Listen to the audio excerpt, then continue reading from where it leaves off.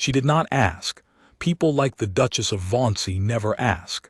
They announce, and the world is expected to rearrange itself around the announcement.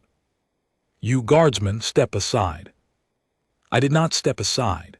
I did not look at her. My eyes were forward, fixed on a point above the heads of the crowd, on the worn keystone of the west arch where 200 years of weather had rubbed the carved oak leaves smooth. That keystone was my horizon. It had been my horizon for 3 hours, and it would be my horizon for 1 hour more. And in all that time, the only thing permitted to move me from my post under the arch was a lawful order from the officer of the watch, or the queen herself, or the fall of the realm. A duchess in a sapphire traveling coat, however loud, was none of those things. My name is Corin Aldous. At the time I am telling you about, I was a serving man of the Queen's foot guard at Harrowgate Palace, and I had stood the West Arch post more times than I could count. I tell you my name because the rest of this account will give you very little of me. A guard on ceremonial duty is not supposed to be a person. He is supposed to be a fact, like the stone he stands beside. And you should know there was a man inside the red wool, even on the morning the Duchess of Vauncey decided he was furniture. It was the second week of the midsummer levee, the long fortnight when Harrowgate Palace opens its outer courts and half the realm's nobility comes to be seen. The West Arch is the oldest gate in the palace, a low tunnel of gray stone connecting the outer court, where the public may walk, to the stone court where they may not. Through that arch, by a custom older than the present dynasty, no person of rank passes during the levee except in the order of precedence, escorted, and at the appointed hour. It is not a grand rule. It is not even a famous one. It is the kind of small, dry, ancient regulation that exists for reasons everyone has forgotten, and no one has ever found cause to abolish. My standing order that morning was 3 sentences long. Hold the West Arch. Pass no one into the stone court save by the chamberlain's list and the chamberlain's hour.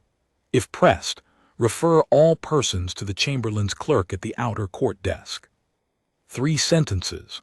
I want you to remember how few they were, because the Duchess of Vauncey spent the next several hours trying to make them into something they were not: a personal slight, a piece of impudence, a thing aimed at her, and they were never any of that. They were 3 sentences about a gate. She had arrived, I learned later, in some disorder. Her carriage had been turned back at the main approach because she was an hour early for her presentation, and the forecourt was full. She had been redirected with apologies to the public entrance and the outer court like any other early guest, and she had walked on her own 2 feet, across cobblestones, in front of people with telephones, the length of the outer court to reach the West Arch, where she had evidently decided the indignities would stop. She would not queue at the clerk's desk. She would not wait for her hour. She would go through the arch, into the stone court, and find someone important enough to be sorry to her, and she would do it now, and the only thing standing between her and that satisfaction was a man in a bearskin who would not so much as turn his head. I said, she repeated, and now she came around to the front of me, into the narrow band of my vision, so that I could not pretend not to have heard. Step aside. Do you know who I am? I did not answer. A guard on post does not answer. That is not rudeness. It is the whole of the thing. The silence is not me ignoring you. The silence is the rule wearing my face. She was perhaps 50, well kept, with the particular smoothness that comes from a lifetime of never once being inconvenienced. Sapphire coat, gray gloves, a brooch at her throat the size of a robin's egg. Her face in those first moments was not yet angry. It was puzzled, genuinely, almost touchingly puzzled, the way a person looks when they push a door they have always found open and it does not give.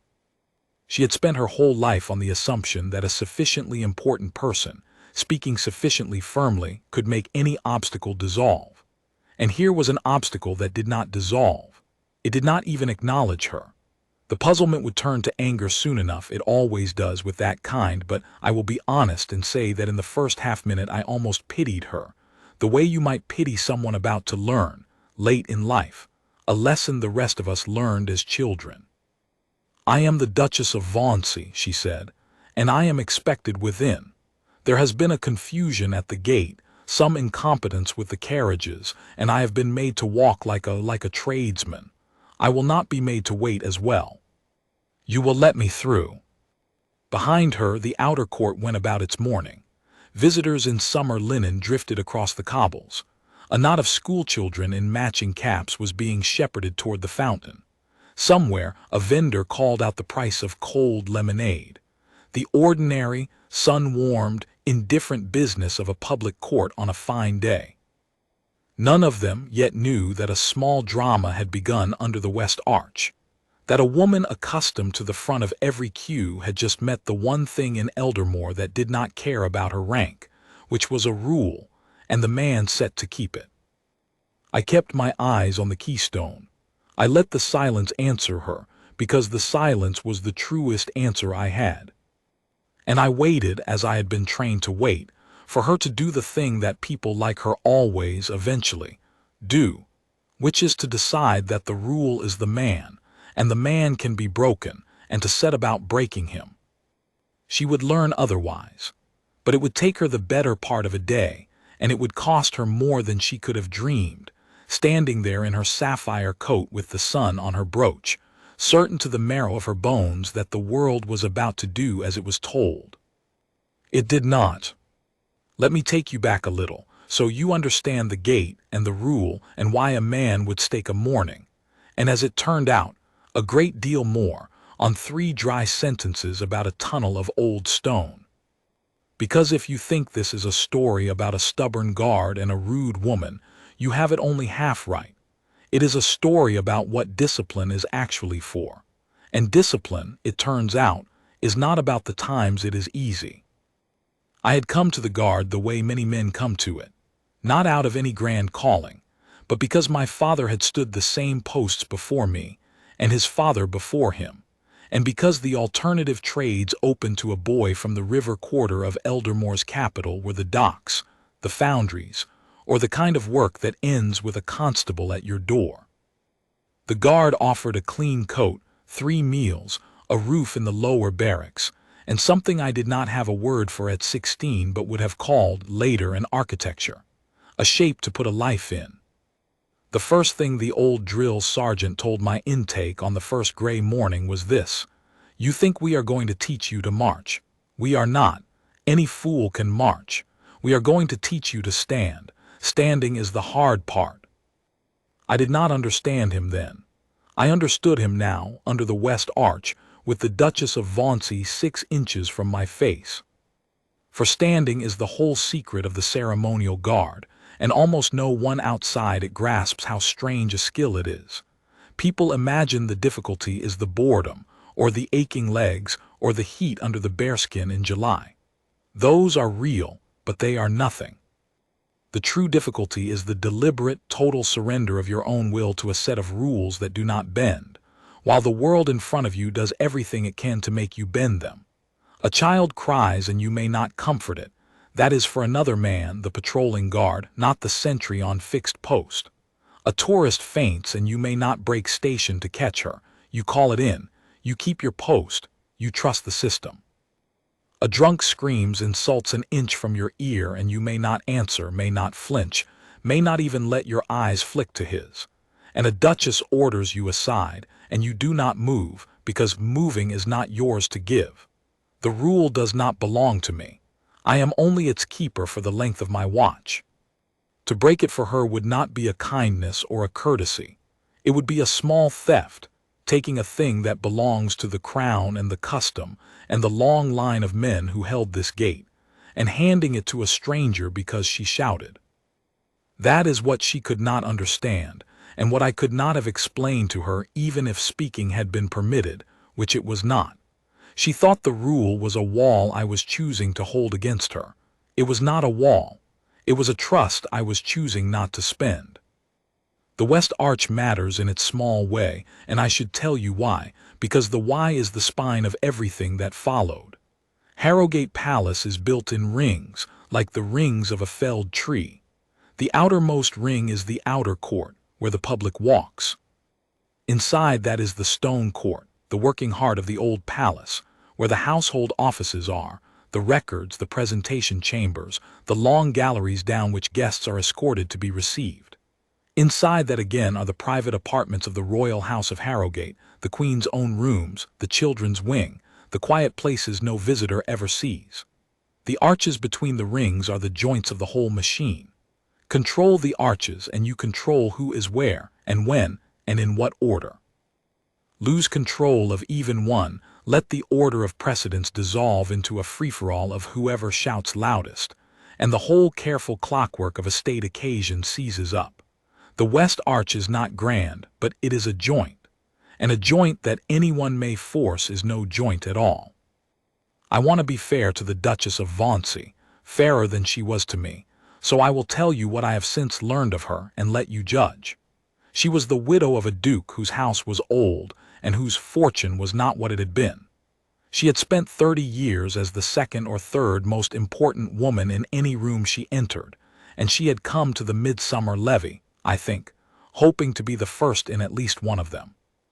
She had a granddaughter to launch, and a name to keep bright, and a dwindling stock of the only currency she had ever traded in, which was deference.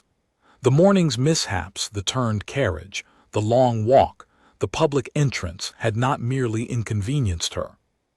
They had frightened her, in the particular way that the powerful are frightened when the deference starts to thin. She had felt herself, for the first time in years, treated as ordinary, and she had come to the West Arch determined to prove, to the crowd and to herself, that she was not. So you see, I was never her real opponent. I was only the thing closest to hand. But she did not know that, and so for the better part of a day she fought me as though I were the author of every slight she had ever suffered, and the more I declined to be moved, the more she needed me to move, because by then it was not about the gate at all. It was about whether the world still rearranged itself when she spoke. And the answer that day, under the old gray stone of Harrowgate, was no. "I am speaking to you," she said. Her voice had dropped the puzzlement now and taken on an edge, a fine cold edge like the rim of good crystal. "I know you can hear me. I know you can speak. This dumb soldier act may impress the foreigners with their little cameras, but it does not impress me. I have known generals. I have dined with the Lord Chamberlain himself. Now, you will lower that arm and let me pass, or I promise you, by tonight you will not have a post to stand at." The threat hung in the cool air of the tunnel. And here is the thing I have never been able to make people understand about that moment, the thing they always want me to have felt and I did not feel. I was not afraid. I did not weigh my career against the rule and bravely choose the rule. There was nothing to weigh. The choice she imagined she was offering me, your post or your obedience, was not a real choice, because my post was my obedience. The one did not exist apart from the other. To keep the gate for her would not have saved my position. It would have ended it, just more quietly, and with the additional cost of my having known better. A guard who breaks his standing order to spare himself a threat is not a guard. He is a man in a costume who has been bought, and the price was only a frightening woman and a bad afternoon. So I did the one thing that was mine to do. I kept the gate. I kept my eyes on the keystone. And somewhere off to my left, I heard the soft, unmistakable click of a telephone camera, and I understood, distantly, the way you understand a far-off bell, that this was no longer going to stay a private matter between a duchess and a wall. It was going to become a public one, and public was where she had always won. The first person to be drawn in was a clerk.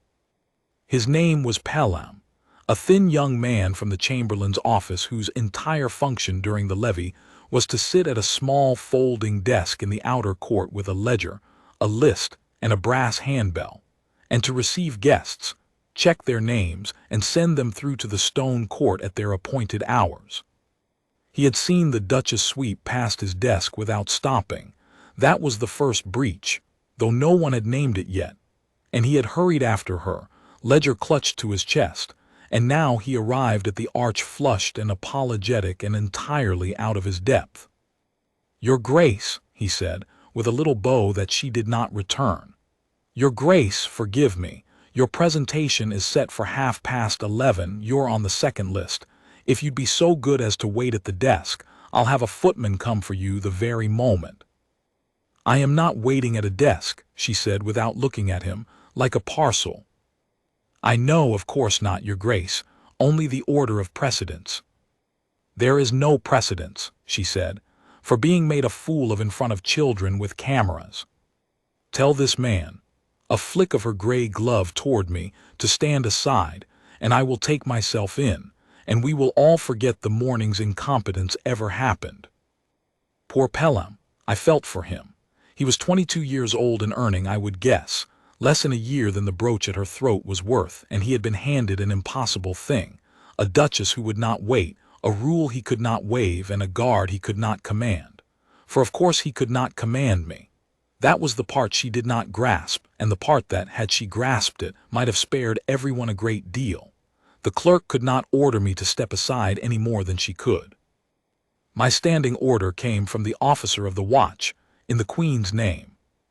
A chamberlain's clerk had no more authority over my post than the lemonade vendor did. The whole structure of the thing was designed precisely so that no one could lean on the man at the gate, not a duchess, not a clerk, not a frightened official looking for the path of least resistance. The gate answered to one chain of command, and that chain did not pass through the outer court desk. But Pelham did not know how to say this, or did not dare, and so he did the thing that frightened young men do when caught between a force and an immovable object. He tried to please both.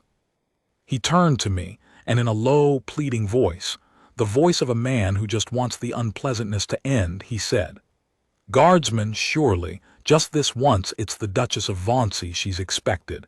It's only a matter of—" I did not move. I did not look at him either. And I want to be clear about something, because this is the moral center of the whole affair, and I will come back to it more than once. The clerk's plea was, in its way, more dangerous than the Duchess's threat. A threat from an arrogant woman is easy to stand against. Everything in you wants to. But a tired official saying surely, just this once, that is the voice that breaks more rules than all the dukes in the realm. Just this once is how every gate in history has been lost. Just this once is the crack the flood comes through. The Duchess wanted me to break the rule for her. Pelham wanted me to break it for peace, which is far more tempting and far worse. Because if I bent the gate to spare a clerk an awkward 5 minutes, then the gate was not a gate. It was a suggestion, and a palace defended by suggestions is not defended at all.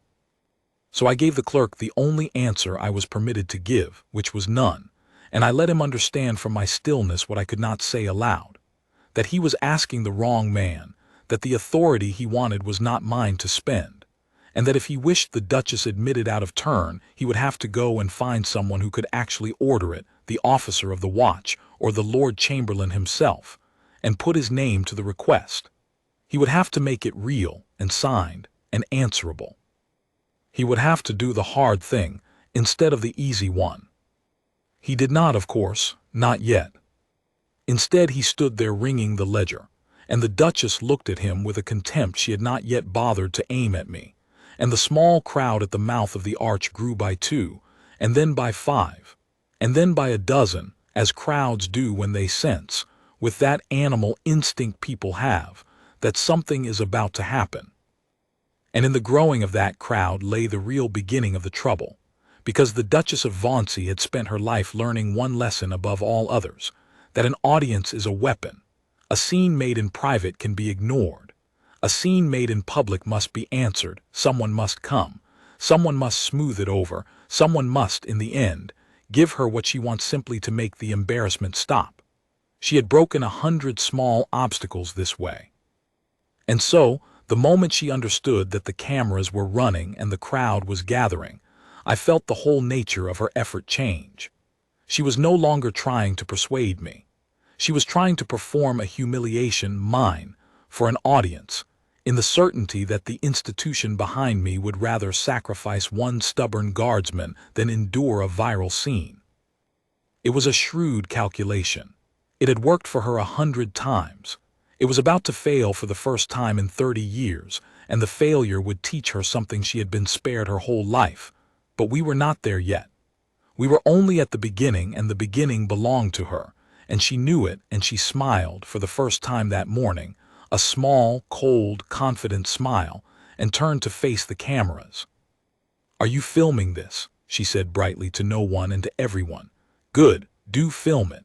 I want the whole realm to see how Harrowgate Palace treats a lady of rank turned from her carriage, marched across the cobbles like a hawker, and now barred from her own appointment by a wax figure who will not even do me the courtesy of a reply." She turned back to me and the smile sharpened. "Smile for the cameras, soldier. Let them all see the famous discipline. Let them see how long it lasts." I gave her the keystone. I gave her 200 years of weathered oak leaves and the silence of the men who had stood this gate before me.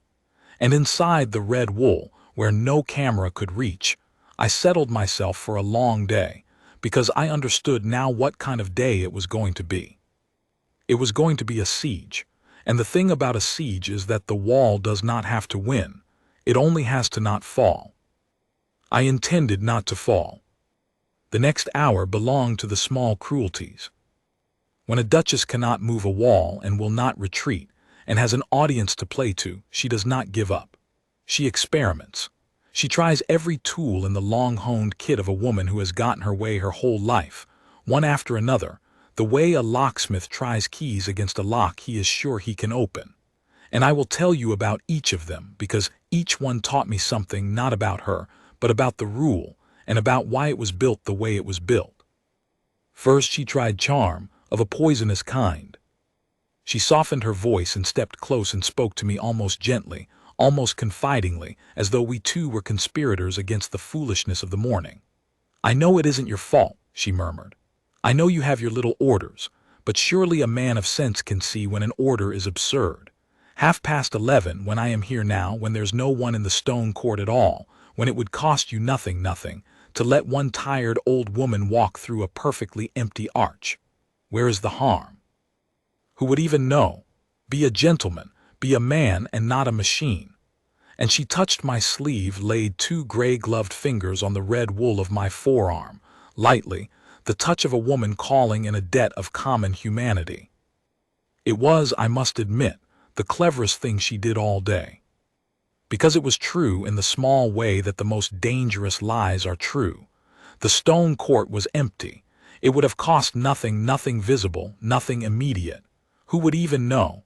That is the question the rule exists to answer, and the answer is, I would know. The gate would know. And the next person to test it, and the person after that, would know. Because a gate that opens once for a kind word and an empty court has already learned that it can be opened. And a gate that has learned it can be opened is only waiting for the right kind word from the wrong kind of person. The order of precedence is not absurd because the court is empty. It is precisely for the empty hours that it exists, for the hours when there seems to be no harm, because those are the hours when the harm is invisible and therefore worst. I did not move. I did not soften. I gave her the keystone, and after a moment her fingers left my sleeve, and the gentleness left her voice, and I understood that I had passed a test she had not meant to set.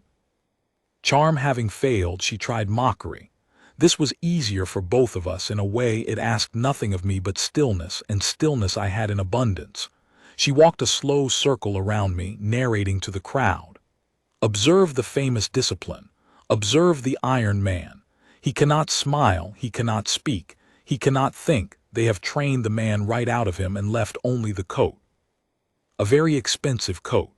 She rapped a knuckle lightly against the bearskin strap at my chin, not hard, a tap, but it is no small thing to have a stranger's knuckle at your jaw and to hold still, and I held still. "Do you know," she told the cameras, "I once had a doorman with more spine. He at least had the wit to know which guests mattered." On and on, the small wit of a clever woman with nothing better to aim it at than a man forbidden to answer. The crowd, to its credit, did not laugh much. There is a particular quality to a crowd that has begun to side, quietly, against the one making the noise, and I felt it begin to gather around me like a warmth, though I could not have said how I felt it. People do not like to watch the strong torment the silent. It offends something deep in them. The Duchess, performing for an audience she assumed was hers, did not notice that the audience was slipping. When Mockery did not crack me, she tried the law or her version of it. "I'll have your name," she announced, producing a small gilt notebook and a pencil from somewhere within the sapphire coat. "Your number, your regiment. I will write to the Lord Chamberlain this very afternoon, and I will name you by name as the man who insulted the Duchess of Vauncey at the West Arch during the midsummer levee, and we will see how long the famous discipline keeps you in that coat." She stood, pencil poised, as though my number were a confession she could extract. And of course I gave her nothing, because a guard on post does not break station to recite his particulars to a private person, however ducal. If she had a complaint, she could lodge it through the proper office, where it would be heard and weighed, and though she did not imagine this, answered with the watch record, which would show that the guard at the West Arch had done precisely, exactly, unimpeachably what he was ordered to do, and nothing else. She thought my number was a threat to me. It was, had she only known it, my complete defense.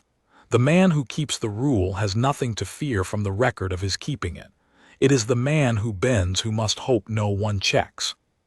I tell you these three, the charm, the mockery, the threat of the law, because they are the three doors every test of a guard comes through, and standing the West Arch that morning, I felt almost as though the day had been arranged to teach them to me in order, like a drill. Be kind to me, and I will spend your trust for you. Laugh at me, and I will spend it to make you stop. Frighten me, and I will spend it to be safe. 3 doors, 3 keys, and behind all 3 the same small theft. The rule, taken from the place it belongs and handed to the loudest voice in the court. I shut all 3. Not out of cruelty, and not even any more out of duty in the dry sense, but because I had begun, somewhere in that long hour, to feel the gate as a living thing I was privileged to hold, a trust passed down a line of men I would never meet, and I would no more break it for the Duchess of Vauncey than I would have sold the keystone for the price of her brooch. But she was not finished, and before she reached for the cruelest key of all, she tried the crudest one, the one that all the polished kinds had been holding in reserve. She tried simply to walk past me. It is a strange thing to write down, because it sounds like nothing, a woman taking a step, and it was, in fact, one of the most dangerous moments of the whole morning, far more than any of her words. She had been arguing with the front of me, the face that would not turn, the voice that would not answer. Now, with the sudden decision of a person who has talked herself into believing the obstacle is a bluff, she gathered her sapphire coat and stepped to my left, toward the open mouth of the arch, as though the matter were settled and she had merely to pass through. As though I were, after all, only a man standing near a gate, and not the gate's keeper. I want to be precise about what I did because it is the heart of the whole craft and almost no one understands it. I did not seize her. I did not shove her. I did not lay a hand on the Duchess of Vauncey at all. To do so would have been its own failure, would have given her exactly the assault she could complain of, would have turned a clean stand into a brawl. What I did was simpler and harder. I moved for the first time all morning. I moved 1/2 pace to my left smoothly without haste and brought my rifle from the shoulder to the port across my body, the regulation barring movement, so that I was once again squarely in the open span of the arch, an immovable red wall exactly where she meant to walk, and the bar of the rifle a plain physical fact between her and the stone court. I did it the way you close a door, not against a person, but against a passage. And then I was still again, eyes forward, the whole motion over in a second and a half, having said with my body the single sentence I was not permitted to say with my voice. This gate is shut, and I am its closing. She pulled up short, an inch from the rifle's bar, and for one heartbeat I saw real fear flash across her smooth face, not fear of me, but the deeper fear of the powerful when the world stops obeying, the vertigo of pushing the door that does not give. And then the fear curdled, as it always does in that kind, into outrage. He threatened me, she cried to the cameras, to the crowd, to the morning at large. You all saw it, the brute pointed his weapon at me, at a peeress for the crime of walking. Is this how Harrowgate treats its guests? With bayonets? But here the crowd, which had been hers at dawn, was hers no longer. A low murmur went through it, not on her side. Several voices, scattered, called out the truth, that I had pointed nothing, aimed nothing, that I had only blocked an open arch with my own body and a level rifle, the most disciplined and least violent thing a barring guard can do, that the only person who had tried to force a passage was her. The gap-toothed schoolboy's mother, the holidaying woman with the telephone, said it loudest and plainest. "He never touched you. You walked into a closed gate." That's all anyone saw. And the Duchess, hearing the crowd turn, understood that the crude key had not only failed but cost her, that every clever weapon she had brought to the gate was, one by one, being spent against her instead of for her. The charm had failed. The mockery had failed. The threat of the law had failed. And now the simple brute fact of trying to push past had failed, and worse than failed. It had shown the watching crowd, in a second and a half, the precise difference between a person grabbing at what she had not earned and a man quietly, lawfully refusing to let her. I will tell you what it cost me, because the cost is the part nobody sees and the part that matters most. To bring that rifle to the port against a 50-year-old woman in a traveling coat, knowing that 100 cameras were running, and that any one of them could be cut and trimmed and captioned into a lie, the brute who menaced a lady, that took a kind of nerve I had not known I would need that morning. Every instinct of decency in me recoiled from putting any barrier, however gentle, between myself and an older woman.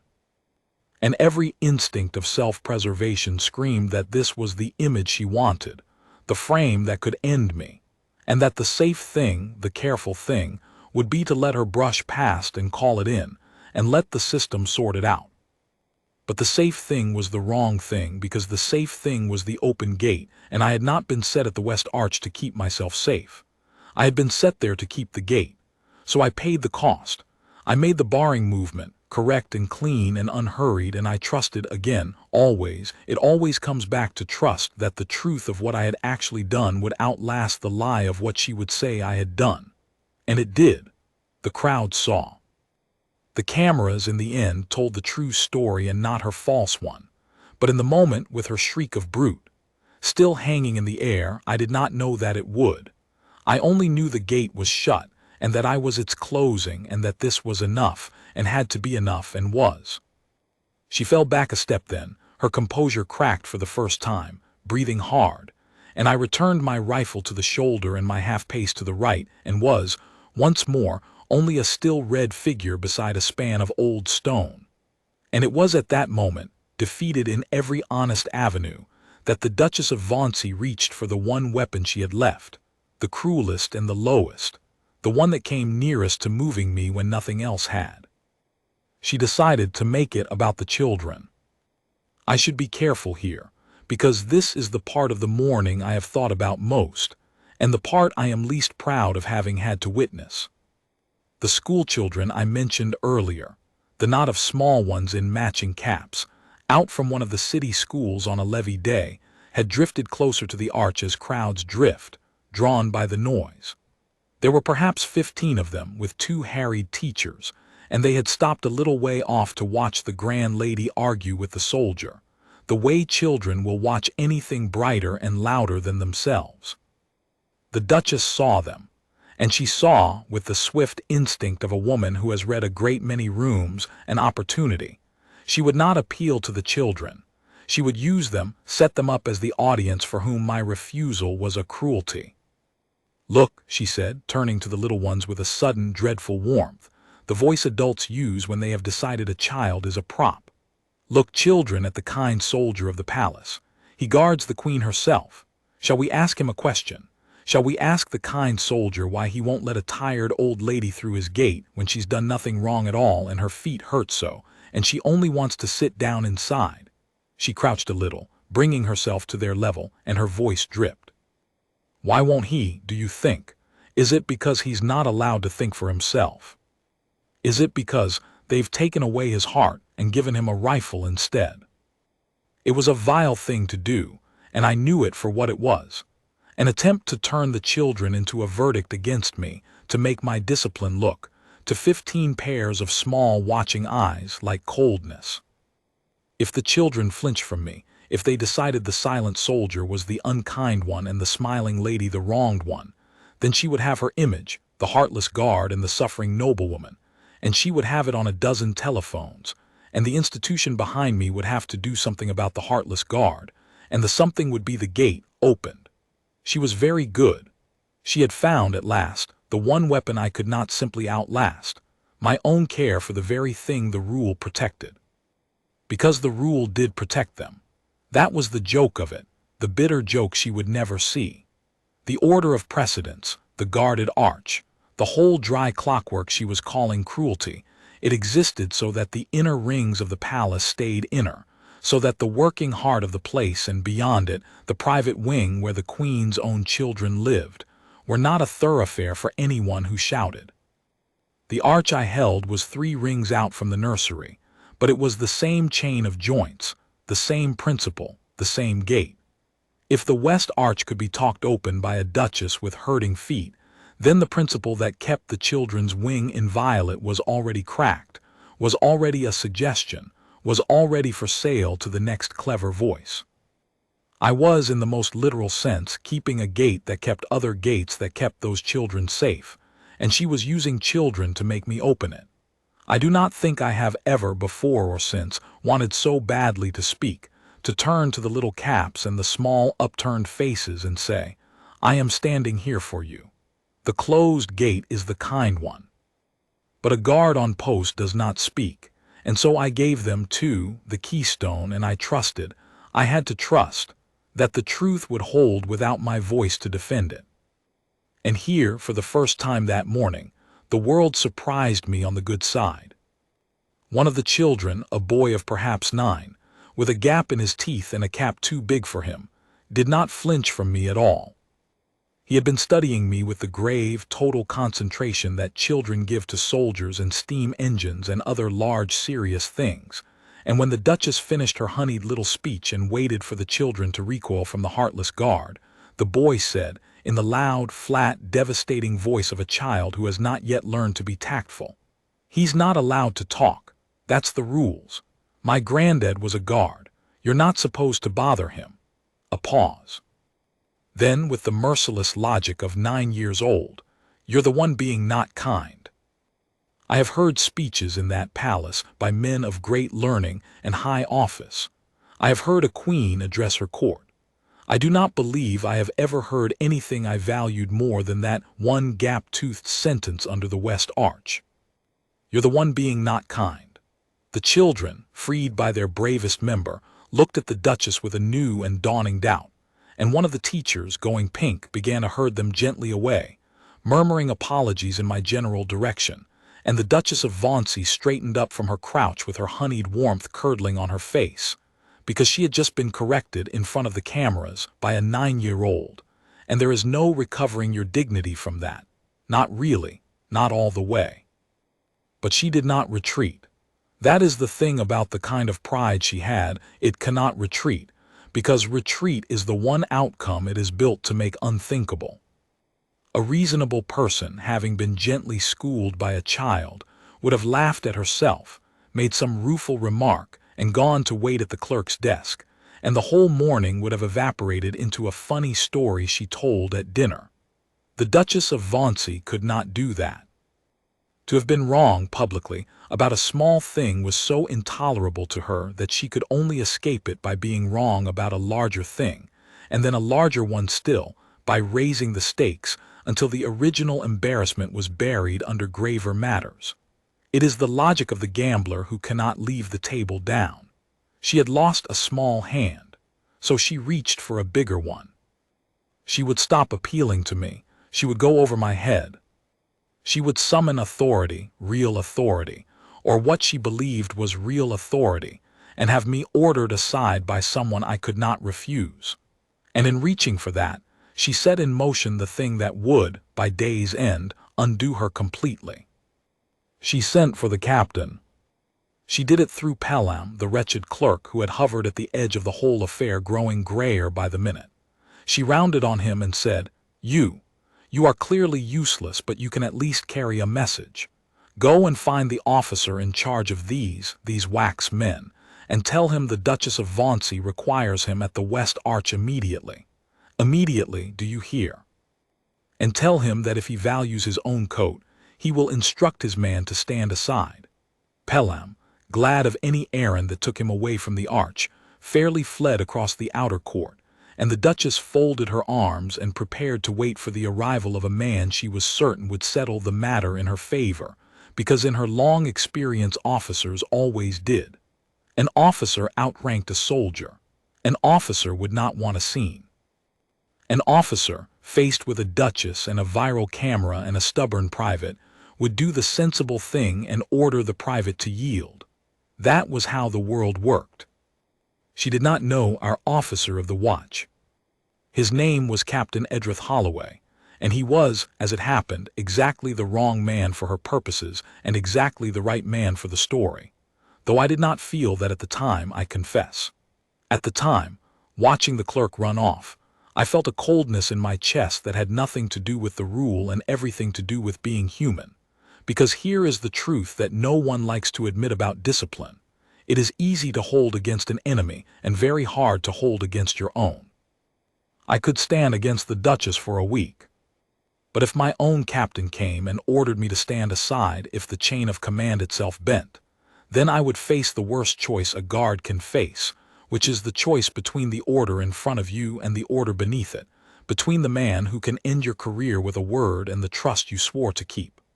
I did not know in that moment which way Captain Holloway would go. I knew only that he was coming, and that whatever he decided would decide me. He came at a measured walk. Holloway never hurried.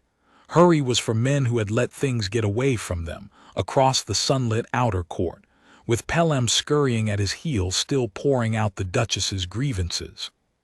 He was a spare, weathered man of 50-odd, gray at the temples, with the kind of face that gives nothing away because it long ago decided that giving things away was a luxury an officer could not afford. He took in the scene as he approached the way a surgeon takes in a wound the Duchess, arms folded, chin high. The crowd, 3 deep now and filming, the schoolchildren being herded away, the clerk wringing his hands, and me at my post, eyes on the keystone, unmoved. He read all of it in the space of a few strides, and then he did the thing that told me before he said a single word which kind of officer he was. He did not come to me. He went to her. "Your Grace," he said, with a bow that was correct to the inch and not 1 degree deeper. "Captain Holloway, officer of the watch. I'm told there is a difficulty at the gate." "There is," she said, "and you may resolve it at once. Your man here has barred me from my own appointment, refused to so much as answer me, and made a public spectacle of a peeress of the realm in front of a pack of foreigners and their cameras. I have been turned from my carriage, marched across the cobbles, and now insulted by a statue. I require to be admitted to the stone court immediately. Order him aside." I waited. The whole outer court seemed to wait. And Captain Holloway, who had served the crown for 30 years and had, I would later learn, once held a far harder gate than this one in a far worse place, did not so much as glance at me. He kept his eyes on the Duchess, and he said, in a voice that was perfectly polite and perfectly immovable, "I'm sorry to hear of the morning's confusions, Your Grace, and I'll see that the carriage matter is looked into. That should not have happened, and you have my apology for it. But I cannot order the guardsman aside, because the guardsman is correct. The West Arch is closed to passage out of order during the levee. Your presentation is at 11:30. Until then, I'm afraid the gate stays shut, to you, to me, to anyone not on the Chamberlain's hour. The man is doing his duty exactly. I'd be failing in mine if I ordered him to stop." I cannot fully describe what those words did to me, standing there in the red wool with my eyes on the stone. It was not relief, quite. It was something larger and older than relief. It was the feeling of the chain holding, of the line of trust I had been keeping suddenly answered from above by a man who could have spent it for his own peace and chose instead to spend his own peace defending it. Holloway could have ordered me aside. It would have been so easy. One word, the scene dissolved. the Duchess mollified, the cameras off, and the whole tiresome morning over, and the cost buried, invisible, in a gate that had learned it could be opened. He did not pay himself out of my trust. He stood on it beside me and made it his own. The Duchess could not believe it. For a long moment she simply stared at him, the way she had first stared at me, with that same childlike incomprehension. The door pushed, the door not giving. "You are refusing me," she said slowly. "You, an officer, you are taking the side of a private soldier against the Duchess of Vauncey." "I'm taking the side of the rule, Your Grace," Holloway said, "which is the only side an officer is permitted. The guardsmen and I both serve it. So, with respect, do you, when you pass through this arch at 11:30 in your proper place. The rule is what makes your rank mean anything. A precedence that bends for whoever shouts loudest isn't a precedence. It's a queue with extra steps." He paused and added more gently, because Holloway was not a cruel man and could see, as I could, the fear underneath the fury. "Let me have a chair brought for you and some water while you wait. It is a warm morning and you have had a trying one." And that the chair, the water, the small real courtesy offered in place of the false grand one she demanded, was the most humiliating thing he could possibly have done to her, though he meant nothing of the kind. Because it treated her as what the rule said she was that morning, a guest, early for her hour, who might like to sit down. Not a power, a guest. She would rather he had shouted at her. She refused the chair with a flick of her glove, and her face had gone white, and I understood that the siege had entered a new and more dangerous phase. She had brought up her heaviest gun, the chain of command itself, and the chain of command had held against her. There was now only one authority left in the palace higher than the officer of the watch. She would go to the top. She would not wait for 11:30 in her proper place. She would find the Lord Chamberlain himself, the head of the whole household, and she would have me, and now Holloway too, broken from above by the one man neither of us could refuse. What she did not know, what none of us knew yet, was that the matter of the West Arch was, at that very moment, beginning to climb a different ladder. Quietly, by a route she had not imagined, toward a hearing she could not possibly have wanted. The route was a telephone, and the hand that held it was a tourist's. I learned all of this only afterward, pieced together from a dozen accounts, but I will tell it to you now because it is the hinge on which the whole day turned, and you should see it turning. Among the crowd that had gathered at the mouth of the arch was a woman, an ordinary visitor, here on a summer holiday, no one of any rank at all, who had been filming the scene on her telephone from the start, as half the court had. But she was not filming it for sport. She had a small daughter on her hip, and she had watched the Duchess crouch down and try to turn the schoolchildren into a weapon, and she had heard the gap-toothed boy say, "You're the one being not kind," and something in her had gone hard and clear. She did not post the video to be entertained by it. She did something rarer and braver. She walked across the outer court to where a more senior usher stood, an older woman in household livery, and she said, "You should see what your grand lady is doing to your soldier. He hasn't put a foot wrong, and she's using children to break him. Somebody who matters should know." And she showed her the video. The usher's name was Mistress Tace, and she had served in the household for 40 years, and she knew exactly who mattered and exactly how a thing like this ran if no one of sense caught it early. She watched the video once. Then she did not go to the Lord Chamberlain, who, as it happened, was at that hour in a long meeting about the seating for the levee's closing banquet, and who, had he been pulled out of it by a flustered usher with a complaint from a duchess, might well have done the easy thing and ordered the arch opened simply to make the noise stop. Mistress Tace had served too long to trust a tired official with a viral scene. She went instead, by a back stair she had a right to use, to the only person in Harrowgate Palace whose word outranked the Lord Chamberlain's, and whose judgment she trusted utterly, and who happened, by one of those small turns on which whole days hinge, to be within the palace, and at leisure that morning, having just finished reading to her daughter in the small east garden. She went to the Queen. I want to stop here, before the Queen enters this account, and be very plain about something, because I have heard this story told in ways that turn it into a fairy tale, and it was not a fairy tale. The queen did not come because a magic worked. She came because 3 ordinary people, at 3 points in the morning, did the slightly harder right thing instead of the easier wrong one. A holidaying mother carried a video across a courtyard instead of merely enjoying it. An old usher took a back stair instead of dumping a problem on a tired chamberlain, and a captain stood on a private soldier's trust instead of spending it for quiet. None of them did anything heroic. They each did one small thing correctly. And it was the accumulation of small correct things, the same thing I was doing at the gate, the same thing the rule is made of, that carried the matter, against all the duchess's shouting, to the one place she could not bully. That is the whole moral of the morning, if it has one. The rule is not a wall built by giants. It is a wall built by ordinary people, each refusing, in their own small way, to hand the loud the thing the loud have not earned. But I knew none of this at the West Arch. At the West Arch, all I knew was that the Duchess had announced she would go to the Lord Chamberlain, and that she had begun, with Pelham pressed once more into miserable service, to send for him, and that the morning was therefore about to reach the top of the only ladder I understood, and I did not know what would come down it. The Duchess had recovered some of her color, and with it her certainty. The captain's refusal had shaken her, but only for a moment. She had reframed it, as people like her always do, into fresh evidence of the conspiracy against her. The soldier was insolent. The officer was insolent.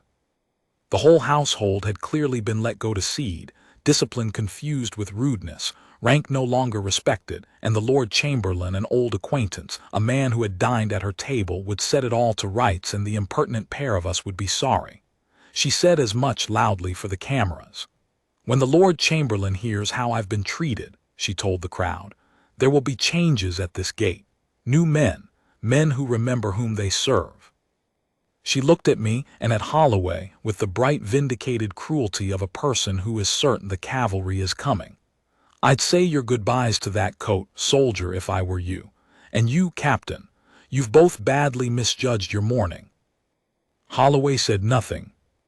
He had had a chair and a glass of water brought despite her refusal, and they sat on the cobbles beside her, untouched, a small mute argument in glass and wicker. He stood at his ease a little behind my shoulder, and I felt rather than saw the steadiness of him, and it held me up. We waited together for the Lord Chamberlain. And here is where the morning performed its first true reversal, the place where the game changed, not just the volume of it. Because the figure who at last appeared at the far side of the outer court, walking toward the West Arch through the parting crowd, was not the Lord Chamberlain. It was a woman, simply dressed, in a plain dove-gray morning gown without a single jewel, walking unhurried across the cobbles with a small girl's hand in her own, a girl of perhaps 8, in a sun hat, swinging their joined hands and chattering up at her. Behind them, at a respectful distance, came Mistress Taste, the old usher, and 2 quiet men in dark coats whose unobtrusiveness was itself a kind of announcement to anyone who knew how to read it. The crowd did not know how to read it, not at first. They saw a pleasant woman and a little girl out for a morning walk, and they made way for them only as one makes way for any nice family, and the telephones kept filming the Duchess. But Captain Holloway knew. I heard the small intake of his breath behind me. And then he did the thing that turned every head in the outer court, the thing that began the unmaking of the Duchess of Vauncey. He came to attention, with a snap of his heels on the cobbles that cracked across the court like a shot, and he saluted, not the salute an officer gives a duchess, the correct to the inch bow, but the full salute, the one reserved for one person and one person only in all of Eldermore. I came to attention with him. Every guard in sight of the arch came to attention. And into the sudden, spreading, dawning silence, as the crowd began, one by one, telephone by telephone, to understand what they were looking at. The woman in the plain gray gown reached the mouth of the West Arch, and stopped, and said, in a voice that was warm and quiet and carried nonetheless to every corner of the hushed court. "Good morning, Captain Holloway. Good morning, guardsmen. I'm told there is some trouble at my gate." It was the Queen. It was Saralind herself, Queen of Eldermore and head of the royal house of Harrowgate, out for a morning walk with the little Princess Maelin and drawn to the West Arch by an old usher and a tourist's telephone, standing now, plain and unjeweled and utterly unmistakable, 3 feet from the Duchess of Vauncey, who had spent the entire morning making a spectacle in the certainty that she was the most important person in the court.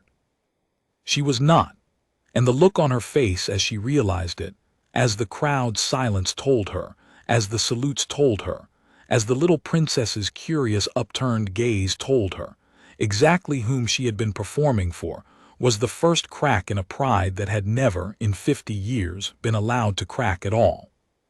The Duchess sank into a curtsy so deep and so sudden that she very nearly overbalanced. "Your Majesty," she breathed. "Your Majesty, I had no idea, forgive me. I would never have. There has been the most dreadful confusion, ma'am. A series of incompetences not at all of my making. I have been most shamefully used." The words tumbled out of her in a rush, the practiced apology of a courtier scrambling to recover her footing, and underneath the words I could hear the frantic recalculation, the same machine that had been trying keys against me all morning now spinning at twice the speed. Looking for the key that would open this door.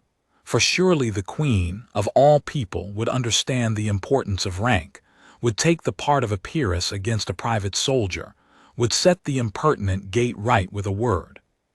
Here is the thing about Queen Saralind, and the reason this story ends as it does and not as the Duchess hoped. She did not play that game, and she had never played it, and her refusal to play it was the whole secret of why her people loved her. She let the Duchess finish her tumbling apology. She did not raise her voice. She did not look angry. She looked, if anything, a little tired, the way you look when you have seen a thing many times and hoped, each time, not to see it again. And the first thing she did, before she addressed the Duchess at all, before she addressed the confusion or the rank or the mourning, was to turn to me. To me, the private soldier, the wax figure, the man who had been furniture since dawn. "Guardsman," she said, and her voice was gentle. "You've held this gate a long while this morning, I think, and held it well. I'm sorry you were used so. Stand easy a moment, you've earned it. And then, and I have never forgotten this, will carry it to my grave," she inclined her head to me, not a nod of acknowledgement. A small bow of respect, from the Queen of Eldermore to a private soldier of her foot guard, in front of the whole court and 100 telephones, because I had done my duty, and she wished it seen that she knew the difference between a man doing his duty and a man being difficult. I did not stand easy. A guard does not stand easy at his post even on the Queen's word unless he is formally relieved, and besides, I could not have moved if I had wanted to. Something had closed my throat, but she did not require me to. She had already turned, the gentleness in her face cooling by a careful degree, to the Duchess of Vauncey. "Now, Your Grace," she said, "let me see if I have understood the morning. You arrived early for your presentation. The forecourt was full, and you were directed correctly to the public entrance as any guest arriving out of their hour would be. This displeased you. And rather than wait at the clerk's desk for your appointed time, 11:30, I'm told, which is," she glanced without hurry at a small watch on a chain at her waist, "some 40 minutes away, you came to this arch, and you ordered my guardsman to break his standing order and admit you out of turn. When he could not, you mocked him. When my captain upheld him, you threatened them both with dismissal. And when none of that moved them, you crouched down in front of a class of schoolchildren and tried to teach them that a soldier keeping his oath is a soldier without a heart." The Queen paused. "Have I left anything out?" The Duchess had gone from white to a mottled red. "Ma'am, when you put it so, that is, it sounds, but the children, I never meant, and my feet, ma'am, after the long walk and the cameras, the indignity of it. Surely you of all people can understand that a lady of my position—" "I understand a lady of your position very well," the Queen said. Which is why I am going to be candid with you, Your Grace, more candid than the people around you have perhaps been for some time. Your position is exactly what this guardsman was protecting. Do you not see it? The order of precedence that sent you to the desk this morning is the same order of precedence that will, at 11:30, carry you through this very arch ahead of 300 people who have no rank at all. It is the thing that makes your rank mean something. A gate that opens for whoever shouts loudest does not honor duchesses, madam. It abolishes them. The first time it bends for you, it has already decided to bend for the next person too, and the next, until rank is nothing but volume, and the loudest voice in the court wins, and the loudest voice in the court is very rarely the worthiest. This man, and she gestured to me, to the red wool and the bearskin and the eyes fixed forward, kept your privilege safe this morning by refusing to grant it to you a moment early. You have spent 4 hours fighting the one person in this court who was actually defending what you are. It was, I think, the most complete demolition I have ever heard delivered without a single unkind word. The Queen did not scold. She did not gloat. She explained patiently, almost sorrowfully, the way you explain a hard truth to someone you have not quite given up on, and the explaining was 1,000 times more devastating than any rebuke, because it left the Duchess nowhere to stand. She could not cast herself as the wronged peeress, because the Queen had just shown the whole court that the guard had been her truest ally. She could not appeal to rank, because the Queen had just made rank itself the argument against her. She could not even appeal for sympathy, because the Queen had named the thing with the children, plainly, in front of the children's own watching teachers, and there is no sympathy to be had for that. For a long moment, the Duchess of Vauncey simply stood, opening and closing her mouth. A duchess turned for the first time in her life into a chastened schoolgirl, in front of the cameras she had summoned, before the audience she had gathered, by the rules she had despised. And then, because pride that has never learned to bend cannot bend even now, even here, even when bending is the only road left to dignity, she made the last and worst mistake of her morning. Cornered, humiliated, with the whole court watching her fall, she did not yield gracefully. She reached one final time for the only move she had ever known. She tried to make it the guard's fault. Nevertheless, she said, drawing herself up, her voice shaking with the effort of recovering an authority that had already left her. The man was insolent. Whatever the technicalities of his orders, his manner was insolent, ma'am. His silence a calculated impertinence, and I will not stand here and be lectured while the soldier who provoked the entire affair stands smirking behind his strap. I demand, I request, that he at least be required to apologize for his conduct toward a peeress of the realm. The court held its breath, and the Queen of Eldermore looked at the Duchess of Vauncey for a long, level moment. And then, very quietly, she began to do the one thing none of us had expected, the thing that would turn the humbling from a defeat into something the whole realm would remember. She began to laugh, not cruelly, but she laughed.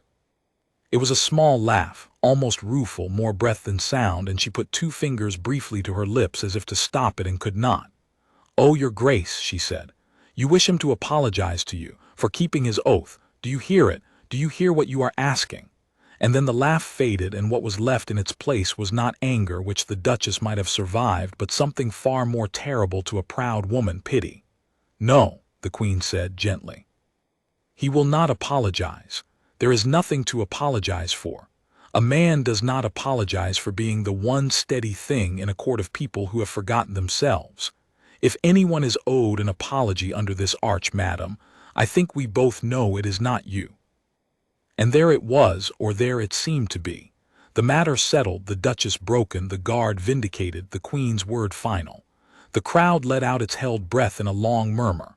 Holloway, behind me, shifted his weight by some fraction of an inch that in him amounted to triumph. The little Princess Malin tugged at her mother's hand and stage-whispered something that made the nearest tourist smile. It was over. It had to be over. It was not over. And I want to dwell here, in this false dawn, because It is the part of the morning that nearly went wrong, and the part that taught me the most about the woman I had spent 4 hours opposing. Because the Duchess of Vauncey, faced at last with total defeat, did something that almost saved her, and in saving her almost cost me everything. She did not rage. She did not weep. She looked at the Queen and at the laugh that had been turned upon her, and some last calculating part of her, the part that had read 1,000 rooms, understood that the one card she had left was the one she had never in her life been willing to play. She could surrender. She could turn the humiliation into grace. And being clever, even in her downfall, perhaps especially in her downfall, she saw a way to do it that would put the knife back in my hand, hilt first. "You are right, ma'am," she said, and her voice miraculously was steady now and quiet and almost sincere. "You are entirely right, and I am ashamed. I have behaved abominably. I let a bad morning make me cruel, and I took it out on a man who could not answer me, which is the lowest thing a person can do." She turned then to face me directly, and she did the unthinkable. She curtsied. To me. A small curtsy, but a real one, a duchess to a private soldier in front of the court. "I beg your pardon, guardsman. You were doing your duty, and I made it a misery. You were right and I was wrong, and I'll not forget the lesson." And she straightened and turned back to the Queen, the very picture of noble contrition, a great lady humbled and bettered by it. And I saw the crowd's hard feeling toward her just begin, to soften into the warmth people feel for someone who admits a fault. And I understood with a cold lurch exactly what she had done. She had taken the story away from me. She had turned herself in one graceful stroke from the villain of the morning into its redeemed sinner, the proud woman who learned humility, the better ending, the one the cameras would love. And in doing so she had made me, the steady man at the gate, into a mere prop in her story of growth. Worse, she had set a trap. For now the generous thing, the expected thing, the thing the whole softening crowd wanted, was for the guard to unbend in return, to accept her apology with a nod, a word, a small human gesture, to break at last the silence and the stillness, and give the morning its warm full circle. And if I did that, if I let her contrition pull me 1 inch off my post, 1 word past my orders, then she would have won after all, not the gate, but the larger thing she had wanted from the start. She would have moved me. The unmovable guard, moved at last by the Duchess of Vauncey. It would be her victory dressed as my mercy, and only I would know it. I have called the clerks surely, just this once, the most dangerous moment of the early morning. The Duchess's apology was more dangerous than that by far, because everything good in me wanted to answer it. She had curtsied. She had said I was right. Every instinct of courtesy, of decency, of the plain human wish to meet grace with grace, urged me to give her some small acknowledgement, a softening of the eyes, an inclination of the head, anything. And it would have been wrong. Not because her apology was false, I think, by the end, it was at least half true, but because my post did not end when she apologized. The gate was still shut. The hour was still not 11:30. My orders had not changed by a single syllable because a duchess had found her conscience. The most disciplined act of my entire morning, harder by far than withstanding her threats, was this: to accept her apology by giving her nothing. To remain, even now, even in the face of genuine contrition, exactly what the rule required me to be, eyes forward, silent, still, and to trust that she and the Queen and the watching court would understand that my stillness was not coldness, but the very thing I had been defending all along. The rule does not bend for cruelty. It also does not bend for kindness. That is what makes it a rule and not a mood. So I gave her the keystone, one more time. The same 200 years of weathered oak leaves I had given her threat and her mockery and her honeyed appeal, I now gave her apology. I did not nod. I did not soften. I held. And for one terrible moment I thought I had misjudged it, thought the crowd would read my stillness as a snub, the proud guard refusing a humbled lady's olive branch, and the story would flip again, against me at the last. I felt the murmur in the court turn uncertain. I felt the trap close. And then Queen Saralind, who missed nothing, who had read the whole maneuver the instant the Duchess began it, saved me, saved the day, saved the meaning of the morning with a single sentence. "Do not be troubled that he does not answer you, your grace," she said, and her eyes, when I dared to fix on the edge of my vision, were bright with something that might have been amusement and might have been respect. "He cannot. He is still on his post. His silence to your apology is the same silence he gave your demand, and it is worth more than any words because it is the same. That is the whole of what he has been showing us all morning, if we had the wit to see it, that a man who will not bend his duty for your anger will not bend it for your charm either. You have just had the honor, madam, of being refused twice by the most consistent man in my court. I should be very glad to have 100 more like him." She looked at me then, full on, and the corner of her mouth lifted. "And I rather think the realm would be too." That was the turn. Not a punishment, not a banishment, not a sentence handed down, though those things would come in their quieter way. The turn was a single sentence from the Queen that made my 4 hours of silence legible to the entire court at once. That took the thing the Duchess had tried to frame as coldness and named it for what it was: consistency, the rarest currency in a court and the most valuable. In one stroke, the Queen had foiled the Duchess's last clever maneuver, vindicated my stillness, and made the meaning of the morning plain to every watching face and every running camera. The Duchess had wanted to move me. The Queen had just told the realm that my refusal to be moved by anger or by charm, by threat or by tears, was precisely the thing worth honoring. The trap sprang shut on empty air. I will not pretend I felt nothing. Something behind my breastbone, some long-clenched thing, eased by a fraction it had not eased since dawn. But I gave no sign. I held my post. Because the morning, you understand, was still not over. There was still the matter of the gate and the hour and what would actually be done, and a guard's work does not end when he is praised. If anything, it begins there. It is easy to hold a gate when no one is watching and no one cares. It is a different test entirely to hold it the moment after a queen has called you the most consistent man in her court, when every instinct in you wants to relax into the warmth of being seen. I did not relax. I gave the keystone the same eyes I had given it at dawn. And I think I have always thought that the Queen noticed that too, and approved of it more than the praise itself.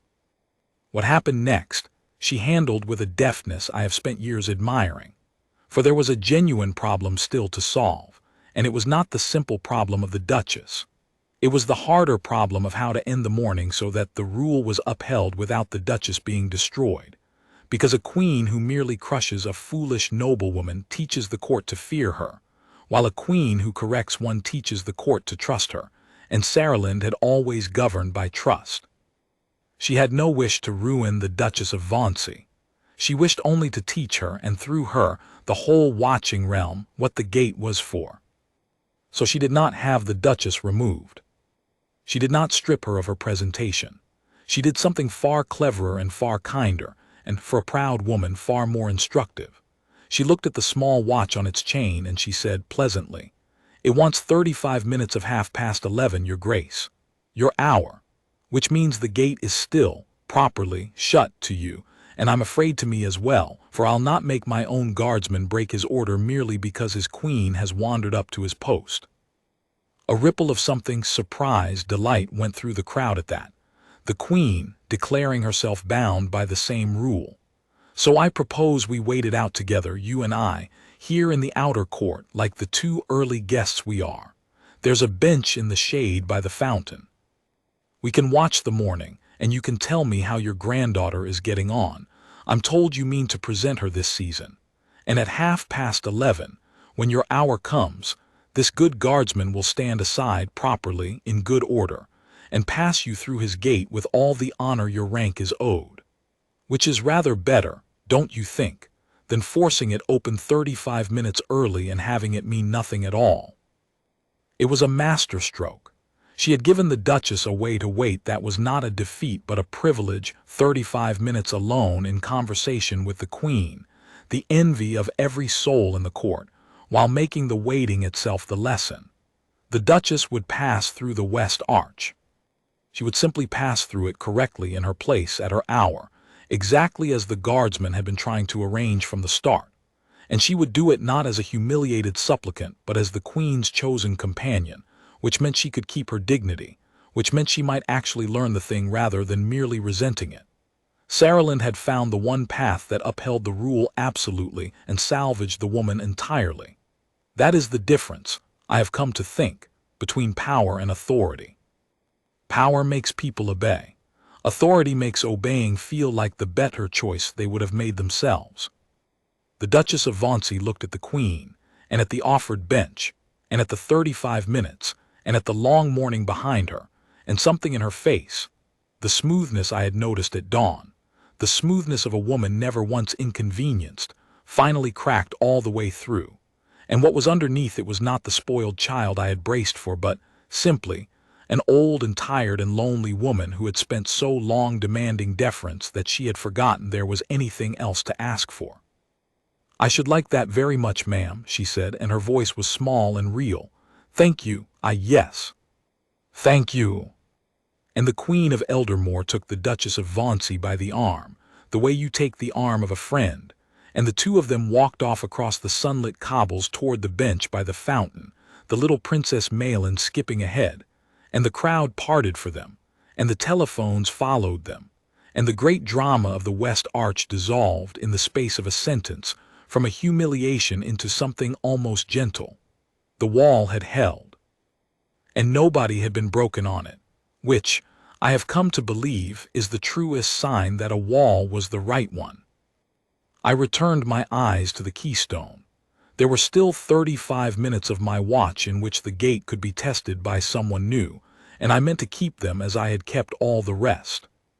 But the morning was not finished teaching its lessons, and the next one would come for me.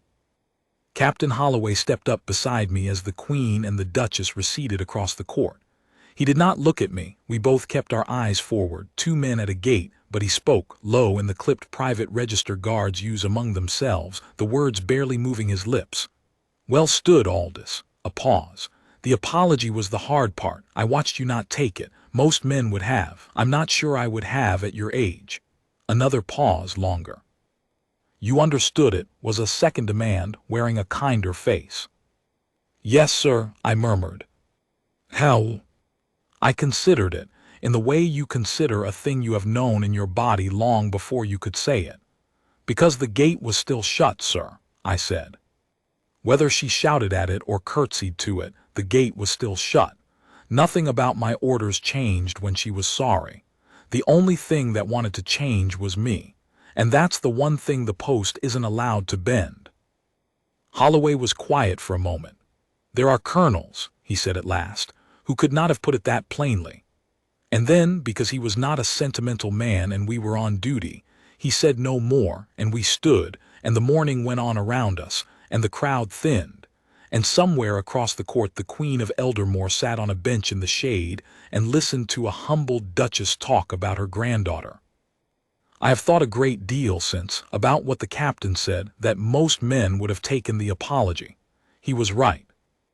And I have come to believe that this is the part of discipline nobody warns you about, the part that has nothing to do with the heat or the standing or the insults, the part that is genuinely, almost unbearably hard. It is easy to stand against cruelty. The whole of you wants to. But to stand against kindness, to refuse a thing that is offered gently, sincerely, with real contrition, because accepting it would mean leaving your post by an inch, that is a kind of self-denial most people never have to practice and could not imagine choosing. The Duchess's threat had asked me to be brave. Her apology had asked me to be cold. And the rule had required me at the last to be neither, only to be still, and to trust that stillness in the face of kindness was not unkindness but something higher, faithfulness. The post does not know whether you are being shouted at or thanked. The post only knows whether you are holding it. I held it, and it was the hardest thing I did all day, and the thing of which I am most quietly proud. Now I must tell you about the granddaughter, because she is the part of this story that turns it, in the end, from a tale of a humbling into a tale of something better, and because She is the reason I have any of the details of the Queen's conversation by the fountain at all. Her name was Wren, the Duchess's granddaughter, the girl the Duchess had come to launch into her first season. She was 17, and she had not been with the Duchess that morning. She had been left at their lodgings, to be sent for once her grandmother had triumphantly secured their place.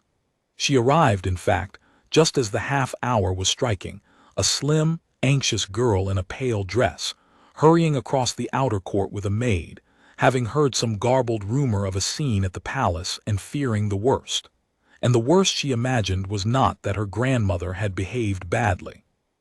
The worst she imagined was that her grandmother had been hurt or shamed, because, and this is the thing that undid me a little when I came to understand it, the girl loved the difficult old woman, fiercely, the way you love the one person who has fought the whole world on your behalf, even when the way they fight it embarrasses you to your bones. She reached the bench by the fountain and stopped dead at the sight of her grandmother sitting in quiet conversation with the Queen of Eldermore, and she did not know whether this was a catastrophe or a miracle. And the Duchess, I am told, by Mistress Tace, who stood near, looked up at the girl, and something passed over her face that no one in that court had seen there in 30 years, and she said, "Wren, come here, child. I have been making a fool of myself all morning, and Her Majesty has been kind enough to explain to me, very patiently, exactly how. Sit down. I want you to hear it too, because I have been teaching you the wrong things, and it is not too late for you to learn the right ones." And that a proud woman telling her granddaughter in front of the Queen that she had been wrong and wanting the girl to learn from it, that was the real humbling. Not the moment under the arch, not the Queen's laugh, this. The quiet thing at the fountain where a person actually changed, which is so much rarer and so much harder than a person merely being defeated. I did not see it. I was at my post, eyes on the keystone 30 paces away.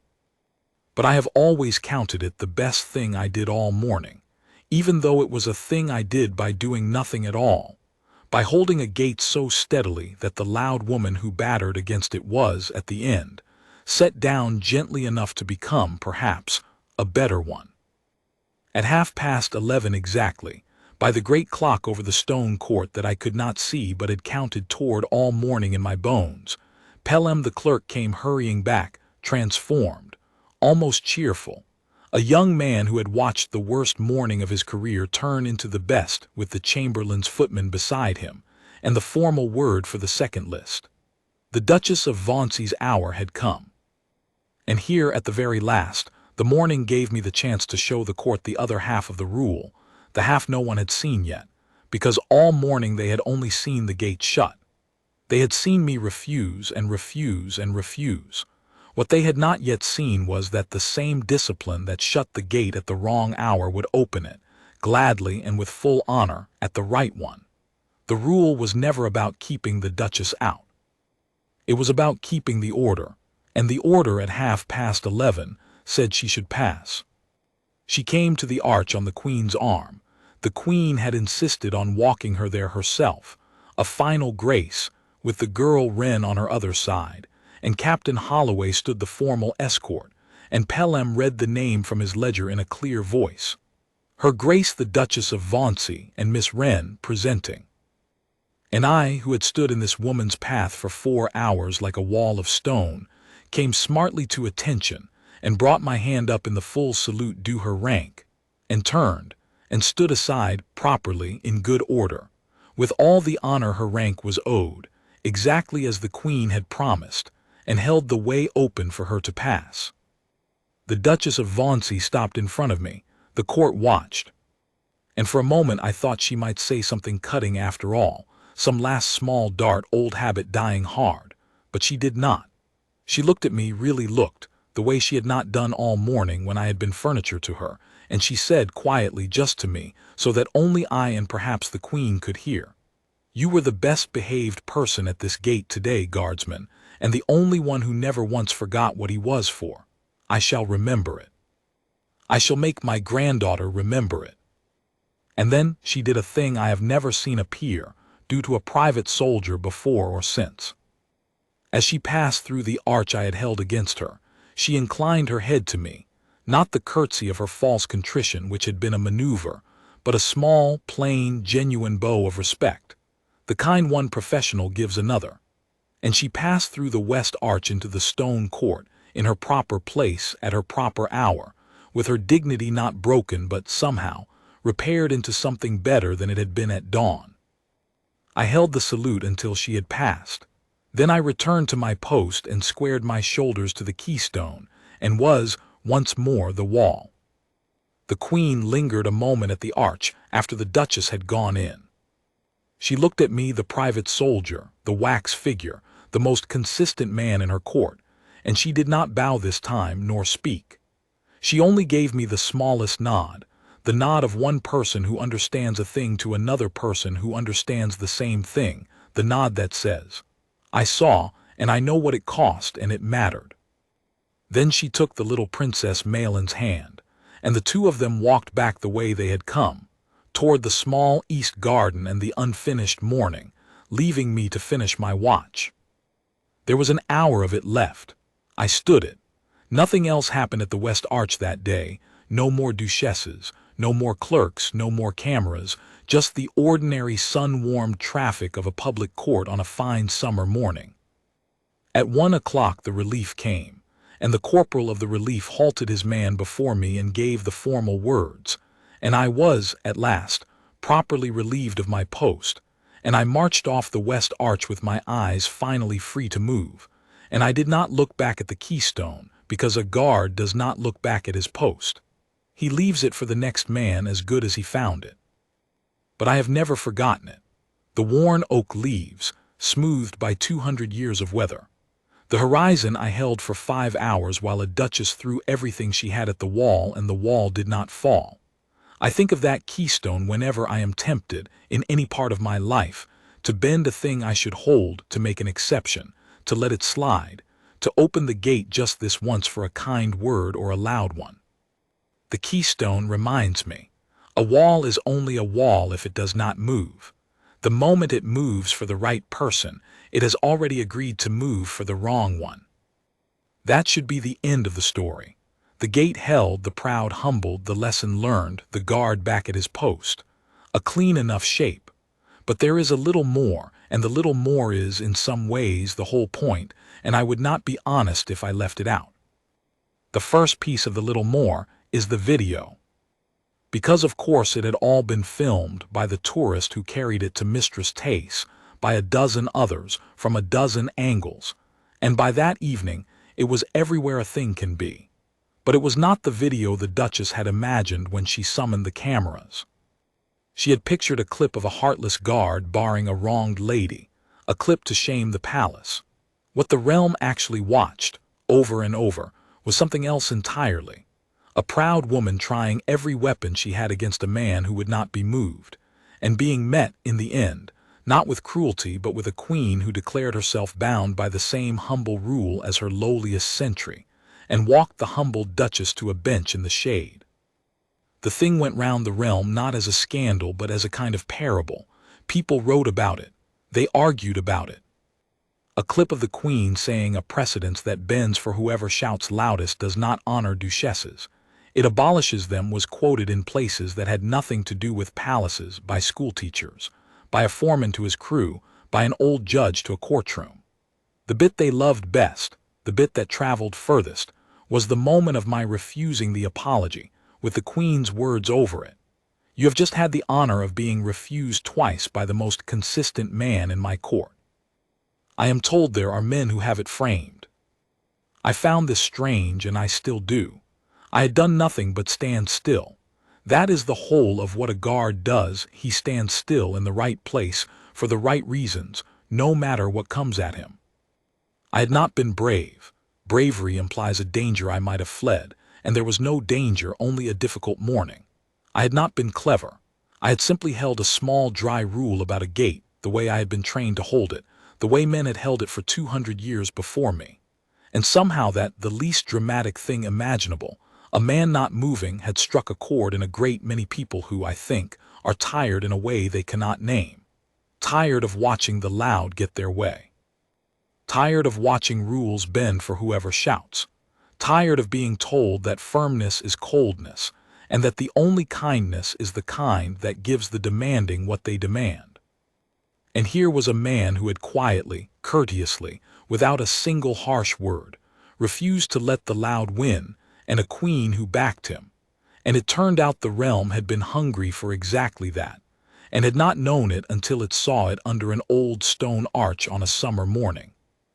The second piece of the little more is what became of the Duchess of Vauncey, and it is the piece I treasure most. She did not become a saint. People do not, and a story that claimed she did would be a lie. She remained, I am sure, to the end of her days, a difficult and imperious woman in 100 small ways, but she kept her word about the granddaughter. Wren was presented that season properly at her hour, through the front of every gate she came to, and the girl grew up, by every account that has reached me, into a person of unusual courtesy toward those the world treats as furniture. Footmen, clerks, the men at the gates. I heard years later of a young noblewoman who made a point of learning the names of the palace servants and of never, ever asking a guard to break his orders for her convenience, and who, when a friend once mocked a sentry's stiff silence at a public event, said quietly, "Don't. My grandmother taught me. That man is the most reliable person here. Be glad of him." I do not know for certain that this was Wren. I like to believe it was. It is the kind of small, durable inheritance that the mourning at the West Arch was, perhaps, really for not the humbling of one proud woman, which is a small thing, but the planting of a different lesson in the next generation, which is not. The third piece of the little more concerns me, and I tell it not to boast, but because a story owes its reader an honest accounting of what a thing cost and what it was worth. A few days after the morning at the Arch, I was summoned, not to a parade, not to any public ceremony, which I would have hated, but quietly to a small room off the stone court, where the Queen received me with only Captain Holloway and Mistress Tace present. She did not make a speech. She thanked me simply, and she told me a thing I have held close ever since. She said that she had stood at many gates in her life, in a manner of speaking, that a queen's whole life is the standing of gates, the saying of no to the powerful and the loud and the persuasive, the holding of lines that everyone is forever trying to talk her across, and that it was a lonelier post than mine, because she had no standing order to point to, only her own judgment, and the loudest voices in her court told her, every day, that her firmness was coldness, and her rules were cruelty, and surely just this once she might bend. "When they say that to me," she told me, "I am going to think of you at the West Arch, the most consistent man in my court. I should like to think I can be as steady as my own sentry." And then she gave me a thing I keep in a drawer and take out sometimes when I am tempted to bend a line I should hold, not a medal, though there was one of those too, later, quietly conferred. She gave me a small flat stone, smooth, gray, worn. It was a fragment of the old West Arch keystone, replaced in a long-ago repair and kept, all these years, in a box of palace oddments. "You looked at the keystone all morning," she said. "I'm told the men say a sentry holds his horizon. Here is a piece of yours, to remember what you held." I have it still. It sits on my window-sill, a plain gray stone smoothed by 200 years of weather, and it is the most valuable thing I own, and it is worth, in money, exactly nothing. Captain Holloway was made a major before the year was out and went on to higher things, and we crossed paths now and then over the long course of a career, two old gatekeepers, and he never once spoke of that morning except to say, the last time I saw him, when we were both gray men long retired, "The apology, Aldous. I still think about you not taking the apology. That was the whole of it, right there." And I have come, late in my life, to think he was right, and to think that this is the thing I would most want a young guardsman, or anyone, guard or not, to carry away from the morning at the West Arch. It is easy to hold a line against an enemy.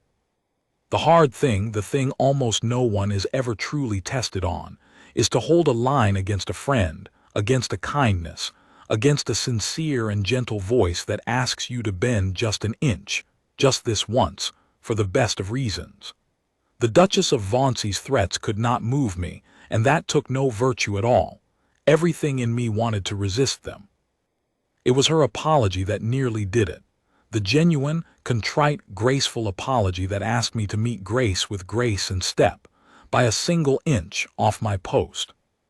To hold against that, to be still in the face of real kindness, not because the kindness was false, but because my duty had not changed when the woman's heart did. That was the whole of the discipline. And it is a discipline most people never learn they lack, because most people are never asked to be faithful to anything firmly enough that a kind word cannot talk them out of it.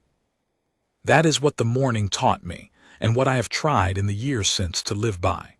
A rule is not a wall you hold against the people you dislike. Any fool can do that. A rule is a wall you hold against everyone, the cruel and the kind, the loud and the gentle, the stranger and the friend. Because the moment it holds only against the people you happen to dislike, it is not a rule at all. It is a preference with a uniform on. And a palace, a court, a realm, a life, defended by preferences is not defended at all. People still ask me sometimes when they learn I was the guard at the West Arch, whether it was hard, 5 hours of insults and threats, and a duchess in my face. And I tell them the truth, which is that the insults were nothing, and the threats were nothing, and the hardest second of the entire morning was the one when a proud old woman curtsied to me and meant it, and I had to give her in return the keystone, the same stillness, the same silence, the same unmoving face I had given her cruelty, and trust that she and my queen and the watching realm would understand that my not bending was not coldness but the deepest courtesy a man at a gate can offer. The promise that the line he holds for them is the same line he holds against them, and will be there, unmoved, the next time they need it to be. The gate held, the proud was humbled, and then, better than humbled, was taught. The queen walked away with the most difficult woman in her court upon her arm, and the most consistent man in her court at his post, and a small gray stone set aside to give him. And I went back to my horizon and stood my watch and was, once more and as ever, the wall. That is the whole of it. A man who would not move. It is a small thing to build a life on, but I have never found a better one, and I have never once in all the years since been sorry that on a summer morning under an old gray arch, when the whole world told me to bend, I stood still instead and held the gate for the cruel and the kind alike, exactly as I had sworn to do. The stone is on my windowsill, the watch is kept, and the line, I am glad to say, still holds.